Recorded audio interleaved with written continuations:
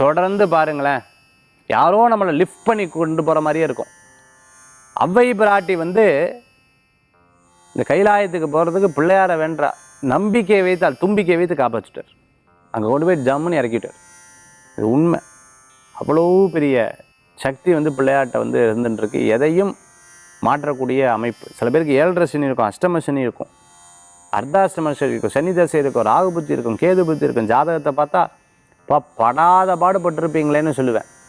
இல்லை சார் பரவாயில்ல சார் அப்படின்வா. எப்படிமா பிள்ளையார் ஏதாவது வேண்டுறீங்களா, பக்கத்தில் இருக்க ஏதாவது கோயிலுக்கு போகிறீங்களா என்ன அப்படின்னா, ஆமாம் சார் டெய்லி பிள்ளையார் கோயிலுக்கு போகாமல் நான் இருக்கவே மாட்டேன், அருகம்புல் வச்சு.